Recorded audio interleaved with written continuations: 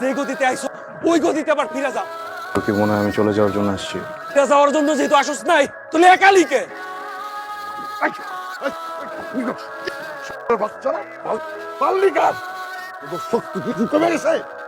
তুই আমার কাছে কি চাস? এতে কথা কস লাগা, তুই তোর চাইতেই হবে।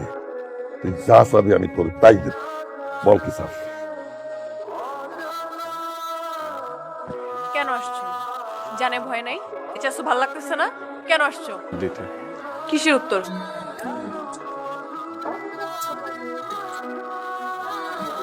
যে আমি তোমাকে ভালোবাসি। স্টুডেন্ট, আমাদের কি এই মুহূর্তে নিচে নেমে যাওয়া উচিত?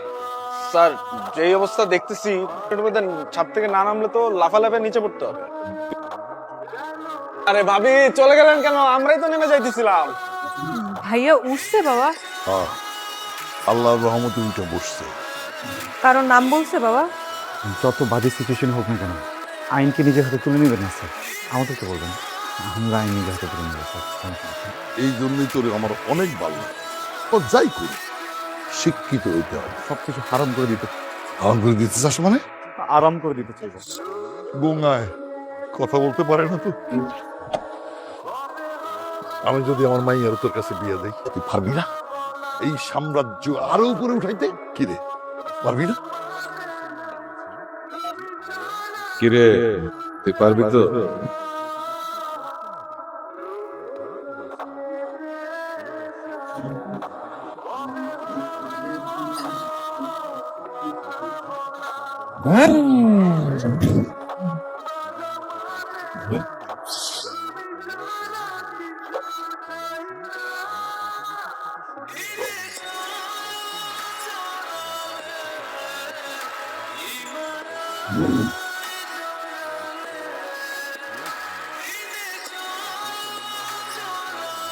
এতদিন যাদেরকে মারছে সবাই বাইরের ছিল, কিন্তু এখন যারা সামনে দাঁড়ানো তারা পরিবার।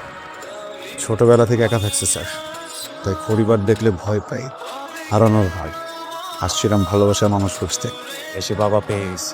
আমি হেরে গেছি, আপনারা জিতে গেছি। জয়কে রেখে যাচ্ছি একটা ভালো মানুষের হাতে বুঝাই দিয়ে, ভুল হাতে দিয়েন না।